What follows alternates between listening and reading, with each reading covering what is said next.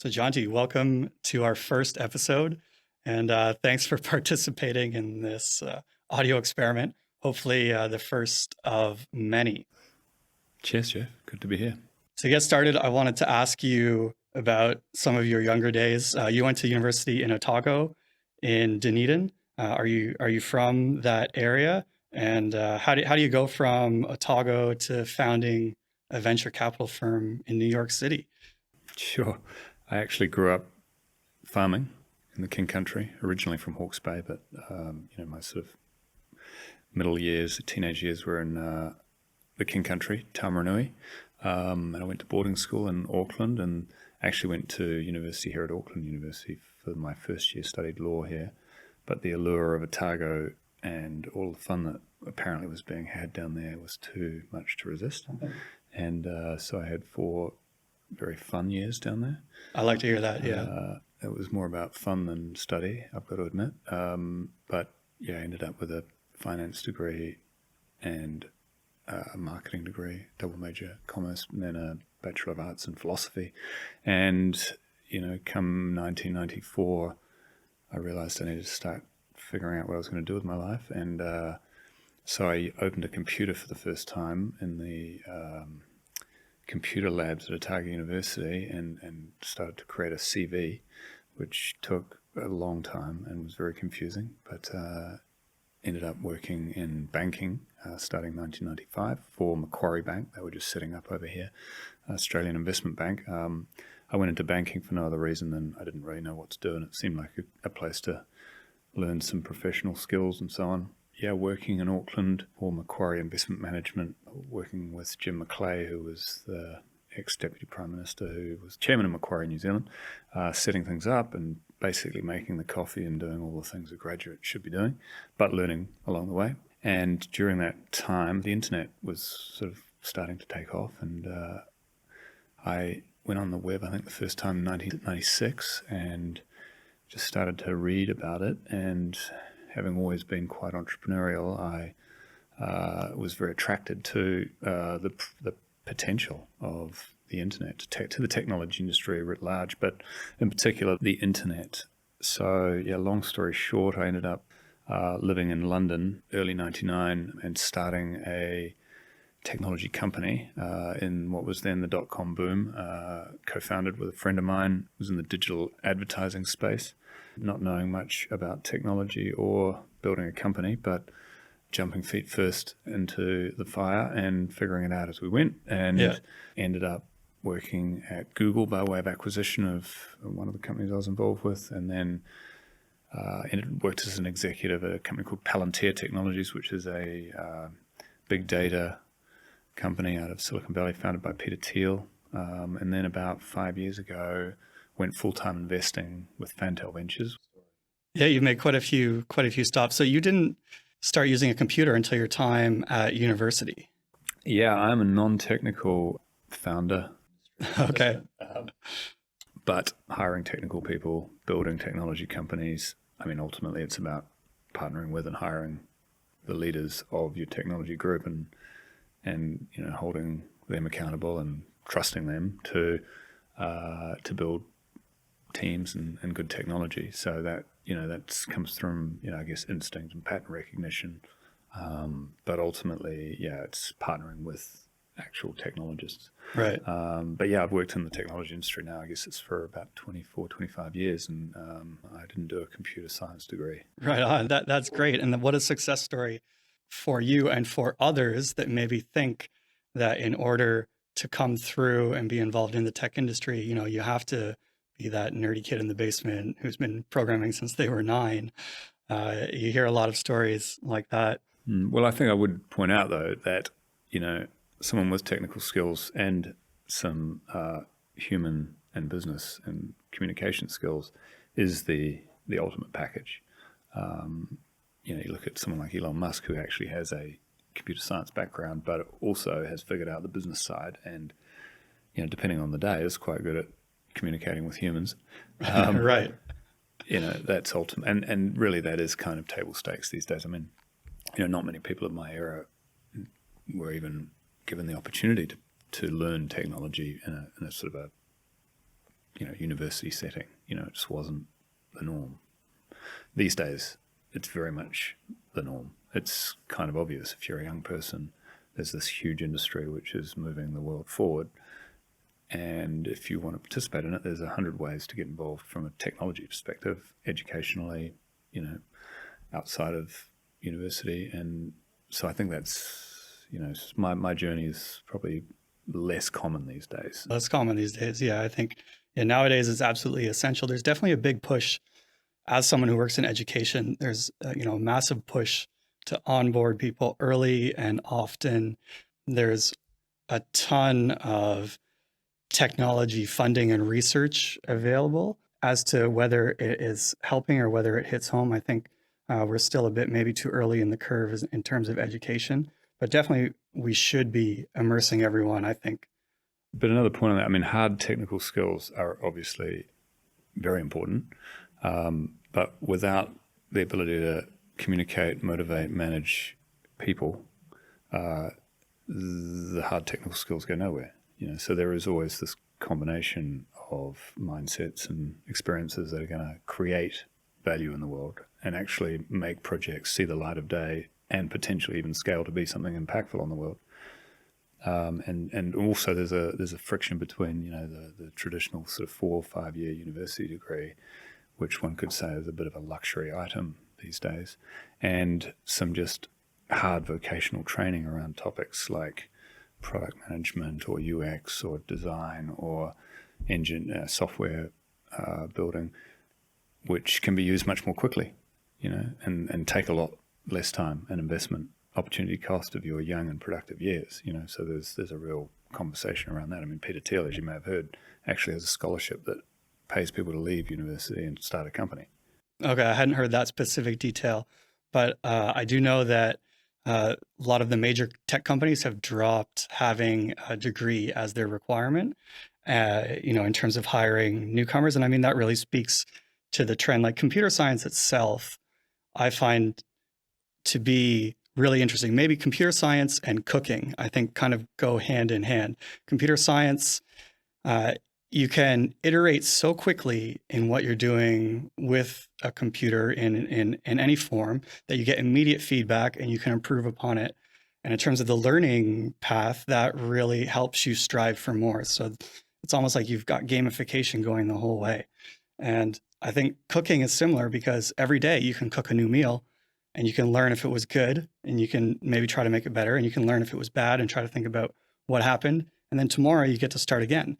And so computer science has this very fast process of iteration. And I think, ultimately the tech companies have realized that you don't need 3 years at some big box place with a top down structure in order to come, because they're just going to ask you or put you in some training program and ask you to help with whatever they're doing as well. So I think computer science is unique that way. And I completely agree that for new people coming in, it should be portfolio based and not necessarily, credential based. Well, that goes one step further also to, actually starting something and building something or thinking about it for many years, and you can think about it at university for many years and you may be completely happy doing that. But these are very important opportunity cost years, the most productive and so on of your life, really. And so having a real sense of like how much you're investing in that versus actually doing something. And not everyone's going to start a company, but a lot more people think about starting a company than actually do. And, one of the rules of my life is don't sit around thinking about it. Go do it, right? Because when you do, of course, you're going to make mistakes and it's going to be terrifying, but you're actually going to learn something. Very, very wise words. Do you think that someone who's in high school today, who's in school looking to study a topic at university, is also maybe considering that there's a lot more aside from a traditional university path? I think so. Yeah, this concept of 4 years of your young, productive time being, sitting in an educational institution, learning some stuff, but is the juice worth the squeeze? Are you really getting the most from that time? And, at the very least, if you're going to sit in an educational institution for 4 or 5 years, you should be doing things on the side that may be very vocational and practical and finger in the socket. But everyone's different, right? You've got to understand what your motivations, what you enjoy, what you don't enjoy. But if you've got anything of an inkling to, participate in the real world and even start a company, and a company just starts small, right? It's a small project and it's an experiment, but experiments grow into something. Then you should probably get started with that sooner rather than later, even at high school. And you can, right? The cloud-based world enables you to plug into services and, get started for, not much money. That's right. When I started my first company, we had a whole quarter, I think, of the floor space we had for our team was actually a room full of whirring machines because we were hosting our own infrastructure. Cloud didn't exist, right? So it's never been easier to start a company. What was that and when was that? So that was 1999. And it was actually the first company that I co-founded, I alluded to earlier. And it was a digital advertising platform which helped websites to partner and refer traffic to one another in return for commissions. It's called affiliate marketing. And, we had idea arbitraged, which is a nice word or phrase for effectively copied a company that was doing the same thing in America. And we were the first to launch it in Europe, and it was it took off. I mean, it was right in the .com boom, and we built a team of 30 or 40 people quite quickly and raised a bunch of money, and we learned a lot. Unfortunately, in our naivety at age, 26, 27, Oh, wow. the .com crash hit, which basically stopped any kind of further funding for a period of time, and we actually had to close that business, which was quite painful. And talk about learning curve and starting something and feeling the other side of that. It was very instructive. A lot of companies ended up in the same place in the .com crash, but as painful as it was probably a really great learning experience, and sort of it's very strong memories to this moment. Was that right at the start of online advertising? Would that? Yeah, it was. So Google didn't exist, at least the monetization side of Google didn't Right. exist. In fact, there were other companies that were doing paid search before Google, which Google effectively copied. A company called Overture, which was bought by Yahoo. There were display ad type advertising models where there were images on websites that people would pay a sort of a fixed tenancy to sit there for, and then CPM, which is Right. When you say it like impressions. that, it sounds incredibly It was archaic. Yeah. Right. But digital advertising today is one of the major business models for the web, alongside e-commerce and software as a service. And there are others as well. And of course, the cryptocurrency world and how tokens work is just a whole evolution of that. But digital advertising, I spent about 10 years in that. That company, obviously, we moved on from that company, and I helped set up a US-based, Chicago-based digital advertising business that was focused on paid search. And that company, so I set up that business in the UK, and we're growing it for about 1.5 years when that company was acquired by a New York-based digital advertising company called DoubleClick. And then we became part of DoubleClick for a few years, through to the acquisition of DoubleClick by Google. And so, I worked at Google for a couple of years, and that was about 10 years in total, focused on digital advertising as a business model, which is, one way to pay for the service that you're trying to offer your audience. And so in the early days of that, did people think that that was an insane business model, or were people generally receptive that, we're going to need advertising, or we can use advertising as a useful source of revenue for online content? Well, advertising is a controversial topic because most consumers don't like it, right? They'd prefer not to have ads. Sure, ad blocker. Yeah, let's go. But most consumers also don't want to pay for content, right? You can't have both. So, these days, of course, there are subscription models which tend to be ad-free, although some of these subscription services also have ads thrown in there as well. But, back in the period that I was just referring to, advertising existed in the non-digital world, TV, radio, print, etc. And so it was very logical that it should exist alongside content to help make that content free, keep that content free. So I think, consumers accepted it, but it was very interesting working within Google and kind of seeing how they did it. What does good look like? I mean, Google is one of the most successful technology companies in history. Right. So if I can just jump in here. Yeah. You were at Google in about 2008, 2009. Is that about right? Yeah. Yeah. And as you already said, your business in Chicago was acquired by DoubleClick, which then got folded into Google. So I had a look back at what Google was doing in 2008 and 9. So in around that time, 2006, they acquired YouTube. 2007, they debuted Street View. 2007, they also acquired DoubleClick, which is where you came in. 2008, they launched both Google Finance and the Chrome web browser, which, reflecting on, like, these are all home runs, maybe with the exception of Google Finance, although it did stick around for quite a long time. So what was it like being in that fold at Google for those couple of years? Well, Google was already a very exciting and successful company in 2007 when it acquired DoubleClick, and so it was very cool to be becoming a part of that and sort of seeing how the sausage was made and working with really talented people. And it was a big ideas place. You probably heard about the 20% time. It was quite a revolutionary concept that one day a week you could work on whatever you wanted to work on. The food at the time was a very big deal. Free food at Google, like breakfast, lunch, and dinner, and everything in between. There was the Google 20, which you were going to put on if you. Is that pounds or kilos? Pounds? Probably pounds.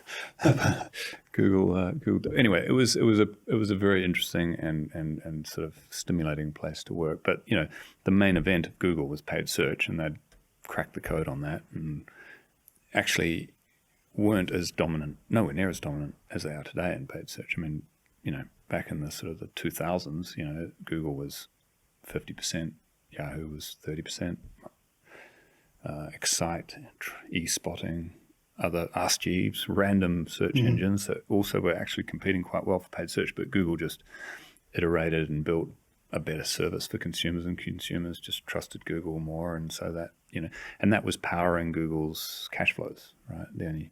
The purchase of YouTube was inspired because they recognized that video was going to be a big thing, and YouTube was still a fairly small. I mean, it seemed like a big company in 2005, but it was, by all standards, quite small. It has grown to be a juggernaut, of course. DoubleClick was a big deal for Google.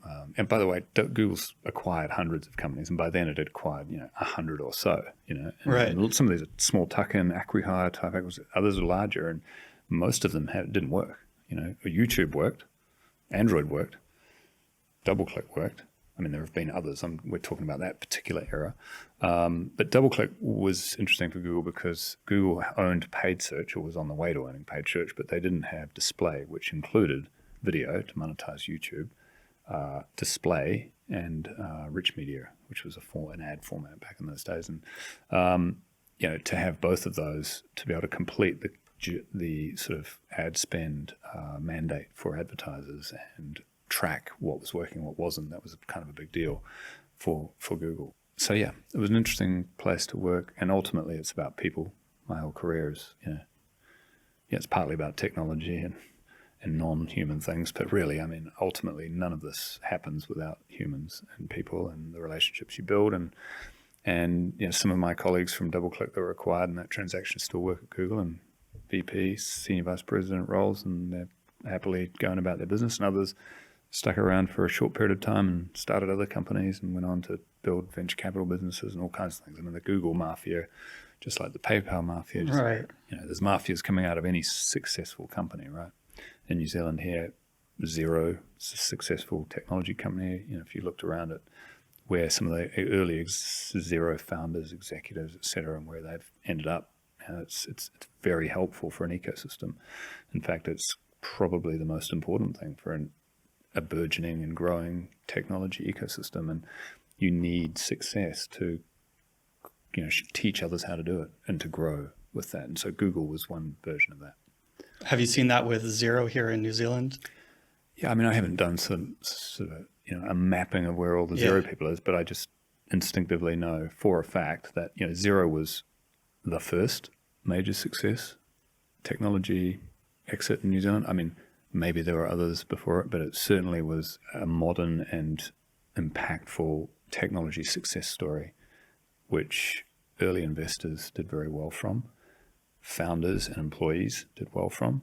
And so there's a financial element to that pouring back into the New Zealand ecosystem, but more importantly, there's a know-how element that's pouring back into the New Zealand technology ecosystem. And so, yeah, I don't know where all these people are right now, but for sure they'll be making a difference in the growing of this industry. And Silicon Valley went through that itself, you know, some decades ago. You know, every city, country's technology ecosystem starts with a bunch of boffins in a back room, bright-eyed and thinking about the future, right? And no one really believes them, and everyone actually eschews them. And I mean, I felt that very much so when I was starting out in the technology industry. We were, you know, not important.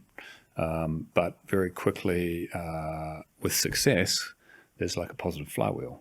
The capital, the talent, the know-how, and the industry builds. I mean, every city is trying to be on that journey. And I would argue that New Zealand sort of really had a moment when Xero had a successful IPO and has grown from there. And there are many others that have now done the same and are on that journey. And so from Fantail Ventures' point of view, are you split between New York and New Zealand? And does that even matter these days? It doesn't, no. I mean, just to answer your question, like probably about 80% of my investments are in America, and the majority of those are in the New York area. But, you know, I have a good handful here in New Zealand. To your question, it used to matter. You know, investing was a very person-to-person, physical presence, analog, you know, only do invest with people you know in countries and jurisdictions that you understand. Okay. And, you know, that has changed hugely in just 10 or 15 years.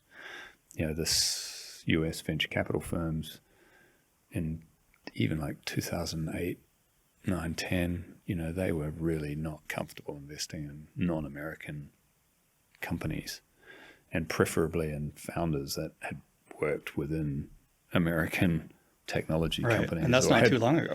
Yeah, it's not long ago at all. But, you know, technology can be made anywhere, and the cloud, again, is a massive impact on this because you can plug into these amazing cloud-based services from anywhere in the world. And that's probably the main reason. Just, you know, entrepreneurial teams anywhere in the world could access this really powerful stack, the internet stack, and associated services through the cloud and get building. And so, yeah, venture capital companies emerged in other countries that were doing really well. And so the US venture capital firms started to, you know, look offshore, and, you know, it was sort of the odd investment initially, but now the good ones at least have got, you know, proper offices in multiple places around the world. And it's a very global, you know, distributed, you know, and obviously COVID with, you know, virtual teams, virtual meetings, all this stuff has really, you know, changed the game in this respect. So that's a good thing for New Zealand, by the way, of course, because New Zealand always suffered from the tyranny of distance, but with technology theoretically less so, but certainly in the recent years and with COVID, much less so. So in terms of building businesses and advising startups, do you take any different approach for someone here in New Zealand compared to elsewhere? And like, what's your advice for some small group of students coming out of university with a big idea, maybe coming out of Otago, maybe coming out of Auckland? What would you say to them in terms of the global village type of the principles narrative? are still the same. Whether I'd be helping someone in New York or someone in Auckland or Dunedin. You know, understand what problem you're trying to solve. Sometimes it's not a problem you're trying to solve, you're just trying to add something positive. A problem implies negativity, right? But whatever you're building, make sure you understand who it is, the individual user that you're trying to help, and how many of them there are. You know, niche markets can create nice little businesses. But if you're going to build something, why not try to build a big business? So hopefully there's a lot of these like-minded people that could do with your help, right? So that's about sort of basic market assessment. But then the second thing is get started building something that you can offer to some small number of those. Don't build a battleship and take 10 years because it's probably going to be completely wrong and you're going to have wasted a lot of time and money. Get something out to them ASAP and then iterate from there. Let's switch and talk about blockchain and NFTs. This is a blockchain podcast after all. So you gave a talk in 2017 for Kia New Zealand. And in terms of tech, you said, it really worries me, tech's role in the bifurcation of income, the haves and the have-nots. You went on to say tech is part of the problem and part of the solution, also referencing the unbanked, somewhere around 2 billion of them that don't have a bank account or a financial relationship. So I paraphrased that a little bit. In terms of the last 5 years, have we made progress? And is blockchain technology helping, do you think? So bifurcation of income is one of the world's great challenges alongside things like terrorism, environmental concerns, pandemics, social media, I would say, is one of the world's great concerns. But bifurcation of income, the rich getting richer, the poor getting poorer, that I think what I was referring to back then was more of the secondary effect, which was technology companies that could address a global audience from one place using cloud-based technologies and the internet, right? And a small group of people who do that successfully, all power to them, can essentially win a global market. That didn't used to be the case before the internet. You'd have winners in many cities, small local areas, countries, maybe across country. But Airbnb, for example, if you're trying to compete with them, that's going to be a tough job. They've won it globally.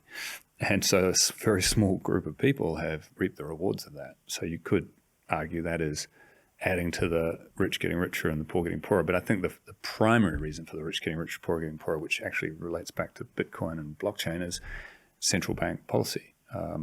The printing of money, the debasement of fiat currency, which is, again, basically the printing of money, erodes the purchasing power of people that are hourly rate earners and who only have cash and not assets that can benefit from inflation. Okay, so that's for most people, the middle class, let alone the lower class. The rich benefit because they have assets, and assets appreciate in an inflationary environment. So the main culprit for the bifurcation of income, just to be really clear, is central bank policy and the inadequacies of fiat currency. So, just to leap from that to blockchain, but in particular Bitcoin, in learning about Bitcoin, I first bought some Bitcoin as an experiment maybe 8 years ago, a small amount, trying to learn by doing. Learning about Bitcoin made me really understand our current financial system and how fiat currency works and how modern central bank monetary theory works. Bitcoin shines a light on all of that. All of that, what's got us here, has done a great job in a lot of ways. We're lucky to live in this prosperous world we live in, even though there are a lot of problems. But it's also got a lot of frailties and negative impacts. And, that's partly about the debasement of fiat currency for anyone who earns an hourly rate, the middle class and lower socioeconomic. They are just losing purchasing power over time. Right. And yeah, I agree. And to be clear, the age of people that owns assets is creeping up and up and up. Like you said, the assets can benefit from inflation and can survive the storm, but on your hourly rate, the number of people on that hourly rate, again, that's, you might think, used to be just reserved for people's first or second jobs or part-time gigs, but not necessarily so anymore. So I agree with you 100%. And I don't think it's a jump to go from talking about that to talking about blockchain or Bitcoin for exactly what you said, is that when you start figuring out, well, why is Bitcoin popular? Like we we can't seem to turn away from it. It's everywhere you look in the media. Like why is it so popular? And digging into the details, as you say, definitely shine a light on the reasons behind why Bitcoin is there. So maybe just to come back to my question, have things gotten any better, do you think? On the margin. On the margin. Because, there's about 200 million cryptocurrency wallet holders in the world today, which is 2 or 2.5% of the world's population. And if you map that over the internet adoption, that would be about 96, 97. So it's still very early, which all your listeners should hear me say again. It's very early in the adoption of blockchain and cryptocurrency and digital assets. But it's a lot further along than 5 years ago. Like 5 years ago, I don't know what the number was, but it was probably like 20% of that. And at this point, it's not an if cryptocurrencies are going mainstream and digital assets are going to be adopted by individuals, companies, corporations, municipalities, and countries, right? It's not an if, it's just a when. And, if you look at growth rates and you extrapolate out, we'll probably get to 1 billion cryptocurrency wallets within 3 to 5 years. And then you look 5 years past that, and you think about S-curves and how quickly people adopt once things start to go mainstream. You get into the billions within 10 years, in my view. That's just a certainty at this point. And so, we've come a long way in 5 years. It's what is it? A week in crypto is a year in a normal economy. Definitely a lot happens. It seems like headlines are made all the time. Maybe just to come back to Bitcoin, though, for a second, because as your listeners will know, Bitcoin is, the hardest form of money. And that's why it shines such a alternative, maybe negative light on our current system. And the concept of debasement of fiat currency and cash for the hourly rate earners, that's an insidious and slow-moving, almost invisible degradation of one's wealth in the developed world economies, right? If you look to some of these developing world economies, in particular ones that have been mismanaged, such as Argentina, Venezuela, Turkey, and you see inflation rates of, 10, 20, 30% or more, Bitcoin's not just a fun investment conversation about whether I should, allocate some investment dollars to Bitcoin, right? It's the only thing to save your financial worth. It's hope. And so, it's a very powerful topic. And then, the next point is the financial system as we have it today excludes probably 2/3 of the world's adult population, the unbanked. Anyone now with a mobile phone in their pocket connected to the internet theoretically can access financial services provided by the cryptocurrency entrepreneurs. And that is a real cause for hope. So we've come a long way in 5 years, but it's still very early, and the user interface in crypto is still very clunky. Like my mother, most of my friends still just can't get their head around it. Right. That's a problem. But think about the internet in 96, 97, 98, when you first went onto a web browser, it was some version of the same. And so Ken, you've talked a lot about how it all comes back to people. Can people solve this problem? Yeah, for sure. For sure. Yeah, humans, it's like water in a roof, right? They're going to figure out how to get in and make it work. I have absolute faith in that. And not only do the technologies get more powerful, but the amount of talent, smart young people, capital that are working on all of these problems. And, I think a lot more progress has been made in the back end than there has in the front end. The front end is still very clunky and not ready for prime time, but it's getting there. And it's a problem that will be solved. It's definitely front and center criticism is around the interfaces and how many clicks it takes you to do something and how many places there are you can go off course. And perhaps that also leaves you open for security vulnerabilities. In terms of digital assets, there seems to be a headline every other day about people being hacked or about wallets losing funds, funds getting locked up. And this seems to be the reason behind a lot of the negative press. is that if you have a digital asset, not necessarily a specific digital asset, right? But if you have a digital asset, let's just be general here, then you're going to have security problems, or they're very prone to hacks. What do you think about security eventually improving to the point where that's not an issue anymore? It's for sure. It's not if, it's when. I mean, the naysayers when the internet was taking off, and then when the dot-com crash happened, all those people that didn't like the idea of it and were very happy to see it crash, it's that same mindset, and probably those same people that highlight all the negative things about crypto, blockchain, because yes, there are frauds, there are hacks, there are security vulnerabilities, there are black markets. All of these things exist. They always do. They exist for cash. They exist in our existing financial system. There's always negatives that you can call out. But they will be incrementally solved. Not 100%, but it will get better.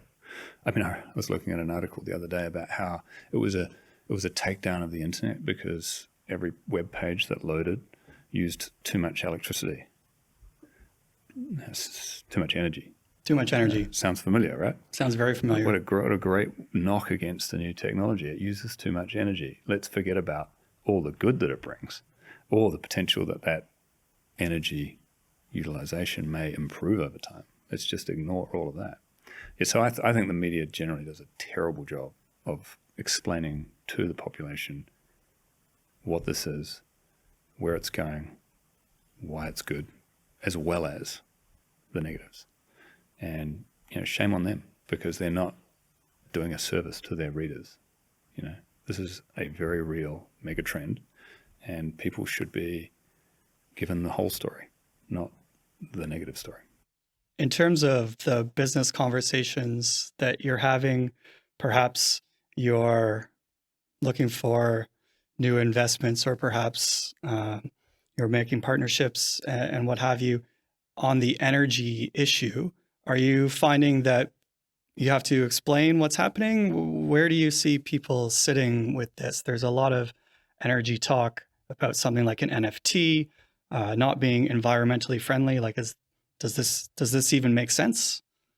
Well, I mean, me driving my car here today used energy. Us having this podcast used energy. I mean, everything uses energy, including the minting of an NFT, or me sending my NFT to you. So that's not a reason to knock anything, right? As long as it's bringing some value, some good. The only question is how to improve the energy efficient. I mean, it's for everything in our life, right? How do we become more energy efficient? And so there is wide acknowledgement of that within the industry. If you wouldn't meet anyone in the crypto world that's not highly aware of this, and anyone who's starting a new project will be bearing that in mind, and at the very least trying to provide some kind of offset story. But ultimately, the kind of layer one mining level, which gets most of the criticism about this, For sure. it's like what is the source of energy, and then how is the mining happening, right? There's energy intensive ways of mining, and then there's less energy intensive ways. So all of these topics are in the melting pot for anyone in the industry. And again, humans pointed at problems with talent and capital are going to solve them. I think that energy is such a complex issue that you just can't distill it down to a headline or a soundbite or an article. And I also think that in terms of Bitcoin mining, it's the electricity that's used for Bitcoin mining. As you said, the source could be varied, or the source of the electricity to power your miners could change. Most of the miners that I know of, not that I know of personally, but they're using electricity at market rates. They're making deals for off-peak power. They're making deals to use renewables and things like this. And generally, they're playing by the rules that we've built for the system that we have. And I don't find any credit to comparing energy usage of a worldwide global network to that of a particular country, for example, just because you've done some math and ranked it according to some list. It's headline grabbing FUD. That's what the media does. It's why the lack of trust in media is at all-time highs and getting worse, generally, outside of blockchain. I read this tweet that I've been thinking about, and it said, NFTs today are like going to a party where everyone can see your bank account. So I've had a look at your OpenSea, and I can say that you've got some big and interesting projects in there. Especially you have some New Zealand-based projects. There's some fluffs, some thingies. You have some burrows. You have some altered state machine all-stars, as well as a brain and a Genesis box. For those that just completely tuned out and have no idea what I just said, what does it mean? And also, what is your definition of an NFT? Yeah, sure. Well, to start with, I want to be clear. I'm a terrible collector. Okay. I don't collect NFTs, and I certainly don't trade them. In fact, I don't trade anything. I'm a terrible trader. For anyone out there who thinks they can buy low and sell high intraday, intra-week, or intra-year, like, you're probably kidding yourself. I've learned that the hard way. Unless you've got incredible talent and access to information and technology that enables you to do that basically 24/7, like, don't bother. But buying and holding, being an owner, that's great. You're taking a view on a project. And so for my NFT sort of portfolio, it's solely because I'm interested in the actual business that's behind it. Right. What is an NFT?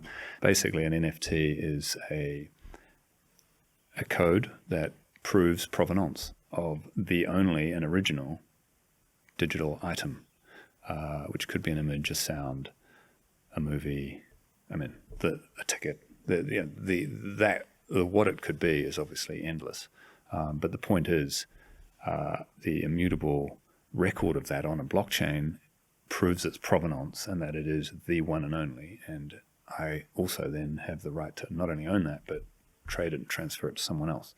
And so that idea, which really was popularized with CryptoKitties 2017 and has sort of grown from there with lots of, again, talented, creative people, is a sort of a blueprint for all kinds of creativity that has a lot of business application.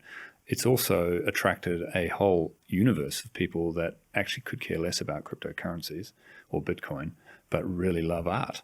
And, one of the reasons, there's been a huge growth in crypto wallets is because of NFTs in the last year or so. So the NFTs in that portfolio, I'm involved with some of the Centrality, Fluff World, Altered State Machine project. Yep.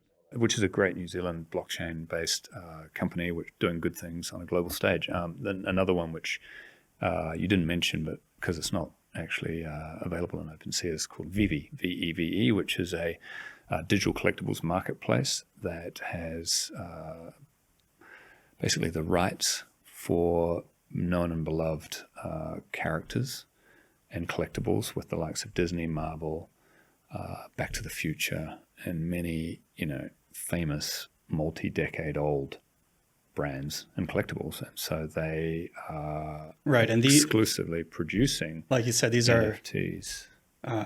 These are officially licensed, right, from the brands themselves. Yeah, so the founder of Vivi, David Yu, and his co-founder, Dan Crothers, David actually has a physical collectibles business, which he spent, 15 or 20 years building, with licenses and trust, human relationships with some of these famous brands in mainly North America, but all over the world. And 2017, actually, David connected with me and said he thought there was something interesting with CryptoKitties and blockchain, but he wanted to see if he could sort of bring his business into that. And then, he got involved, we got involved together, and he sort of evolved it from there and created Vivi, which has been a real success. 2.5 million monthly active users and growing very quickly. And, he's plugging into communities of people that are already passionate about these brands. Oh, is this a Web3 app, or is this, well, where does the blockchain come in? Well, each of the collectibles is an NFT, a limited edition NFT, which is actually minted and hosted on the immutable layer 2 Ethereum blockchain. Okay. So the user experience is through a mobile app right now, where you can, buy, store, communicate with your friends, etc. There's an AR experience in there, so you can make your collectible appear in real life and take photos of it and interact with it, etc. But they're also building a web-based experience. But ultimately, each one of those digital collectibles is an NFT. There is only one of that. Although there may be they may publish a few thousand of any particular one, but each one is not numbered. And so you can prove provenance and you can transfer to others. I was unaware of Vivi. So before today's interview, I had a look at it. I was very, very impressed. And my first thought was I was blown away that they had this licensing for such big brands. And then I watched an AMA with one of the employees, possibly a founder, I'm not sure. And they were doing some stats on things like users. And it looks like it's doing very well. It's a very successful New Zealand founded company doing amazing things on a global stage. In terms of Blockchain New Zealand, so you're a relatively new member of Blockchain New Zealand, much like myself. Just in general, what do you see as the role of an organization like this? How do you think that we as an organization can advance blockchain technology and education in Aotearoa? Well, I mean, an industry body, which is effectively what Blockchain New Zealand is, should coalesce the like-minded participants of that topic in the industry to understand what it is that those participants, the companies that are members of the organization, need in order to benefit their businesses, to move forward. Now, so there's many answers to that, right? Well, Sure. At the very basic level, it's a chance for them to network and meet and share ideas. That's a human experience, which is super important. But there's also the regulatory aspect to a new industry. Then there is marketing and distribution. That's sort of the more commercial side of it. How can members' offerings be discovered by potential customers? I mean, ultimately, I personally find the most valuable thing is the community part and networking, and that can be broken out into segments. The blockchain's a vast topic, just like the internet is. So what are the subgroups that people might be interested in, where they can really sort of coalesce around, and then bringing in subject matter experts, collaborations with, partnerships with the equivalents in other countries. There's a lot that can be done there for the propagation of knowledge. I mean, ultimately, I think the knowledge piece is the biggest one.